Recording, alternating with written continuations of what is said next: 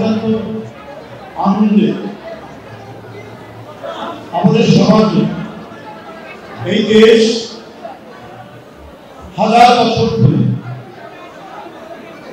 সম্প্রীতির যে বন্ধন তৈরি করে রেখেছিল, এই বন্ধনের উপর হাতুড়ির আঘাত হয়েছে বারবার। এই হাতুড়ির আঘাত সত্ত্বেও ইস্পাত উঠেই এই বন্ধনকে কেউ ভাঙতে পারেনি।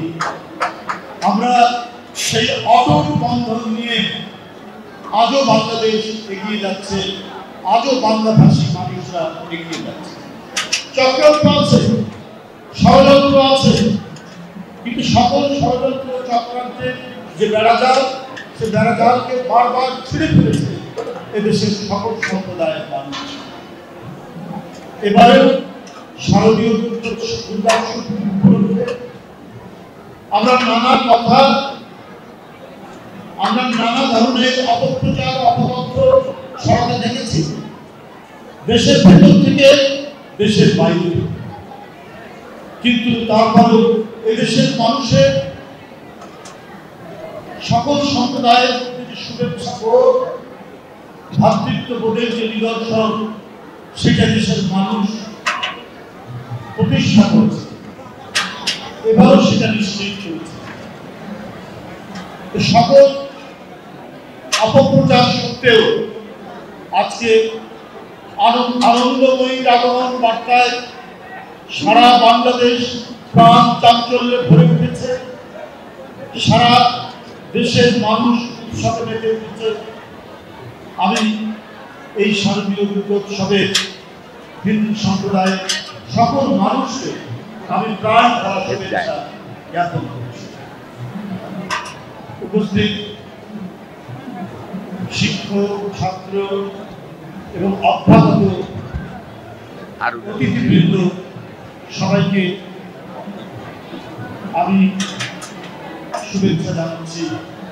যেমন ঢাকা বিশ্ববিদ্যালয়ে এই ঐতিহ্যবাহী জগন্নাথ ঘরে মন্দিরে এসে মন্দিরের সামনে দাঁড়িয়ে আমি অত্যন্ত আপ্লুত হচ্ছি যে অত্যন্ত আনন্দ ঘন পরিবেশে এই মন্দিরের সামনে সবাই অর্ঘ্য দিচ্ছেন, পুষ্পার্ঘ্য অর্পণ করছেন।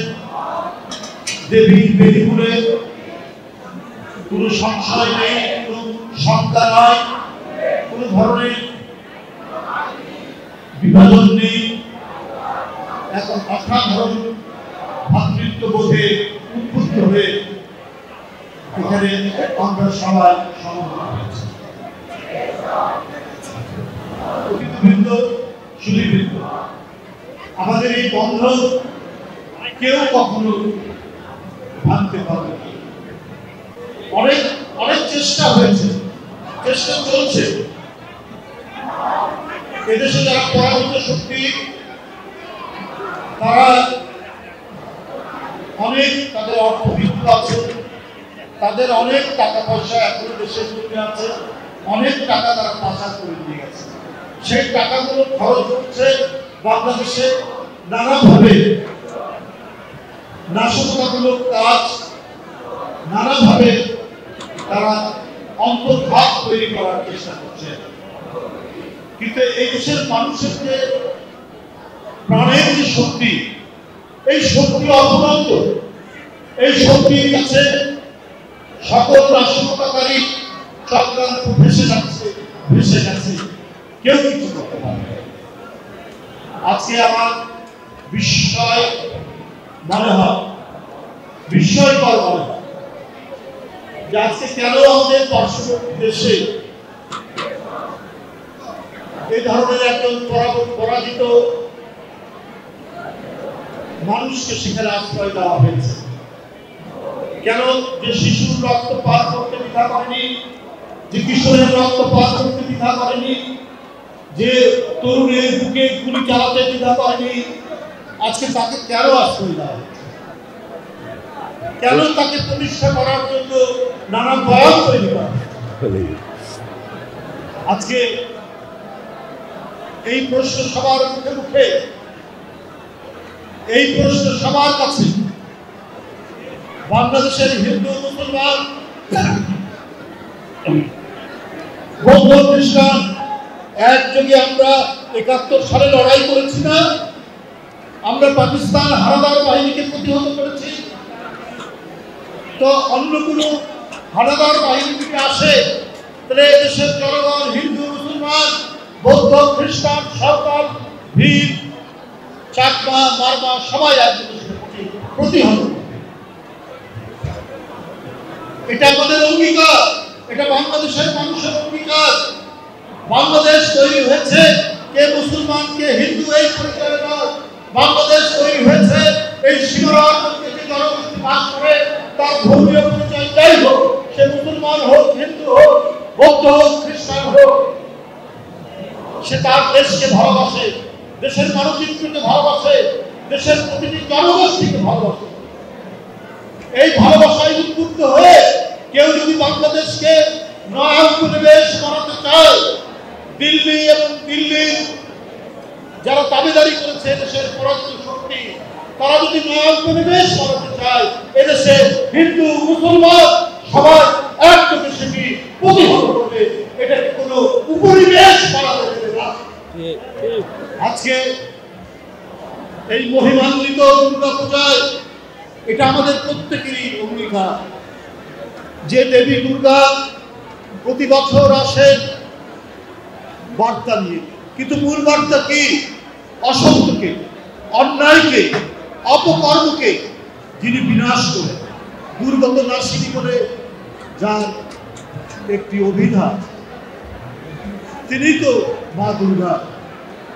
তিনি সত্যের জন্য, ন্যায়ের জন্য বারবার পৃথিবীতে আবির্ভূত হন এবং তার এই আবির্ভাবের মধ্যে দিয়ে এদেশের মানুষের মধ্যে, অন্যায়কারীর বিরুদ্ধে, পাপীর বিরুদ্ধে, অপরাধীর বিরুদ্ধে তীব্র প্রতিরোধের বাসনা গড়ে ওঠে।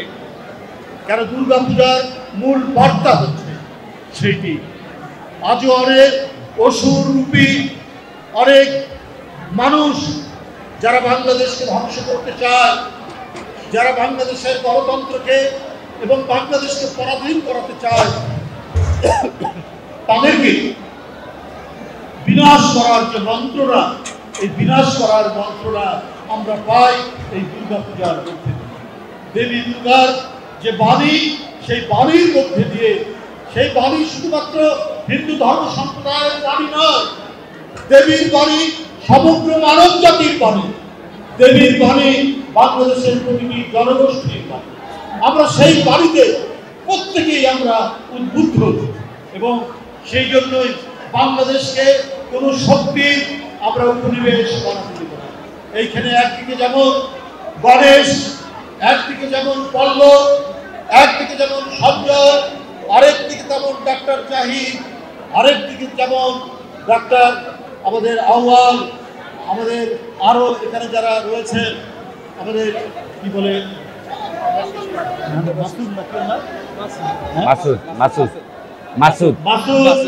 রাজু যারা আছে, প্রত্যেকে হাতে হাত ধরে বুকে বুক মিলিয়ে আমরা বহিঃশত্রু মোকাবিলা করব। এটা আমাদের প্রত্যেকের অঙ্গীকার। আমি আর বক্তব্য বানাতে চাই না। আমি ধন্যবাদ জানাতে চাই জগন্নাথ হল, হ্যাঁ, এই ঢাকা বিশ্ববিদ্যালয়ের জগন্নাথ হল আপনারা জানেন অনেক ঐতিহ্যবাহী হল। এই হলে একসময় পার্লামেন্ট বসে, প্রাদেশিক পার্লামেন্ট, একটি বিয়োগান্তক ঘটনার মধ্যে দিয়ে সেই ভবন ভেঙে গেছে। আমি ধন্যবাদ জানাতে চাই যে সেই স্মৃতি, সেই ঐতিহ্য ধারণ করে আজও যারা এখানে নেতৃত্ব দিচ্ছেন, বিশেষ করে এই হলের প্রাধ্যক্ষ ডক্টর দেবাশিস পাল এবং এইখানে যারা আজকে জাতীয়তাবাদী এবং ছাড়াও এই বিশ্ববিদ্যালয়ের দেবাশিস পাল সহ সকল শিক্ষকবৃন্দ এবং এই হলের ছাত্র সংসদের ভিপি সহ যারা নির্বাচিত হয়েছেন, সকলকেই আমি জানাচ্ছি আন্তরিক শুভেচ্ছা, তাদেরকে অভিনন্দন দিচ্ছি। নবগঠিত যে ছাত্র সংসদ হয়েছে তাদের প্রত্যেককে এবং এই হলের শিক্ষক সবাইকে আমি আমার দ্বিতীয় শুভেচ্ছা জানিয়ে আমি আমার বক্তব্য শেষ করছি। সকলকে ধন্যবাদ।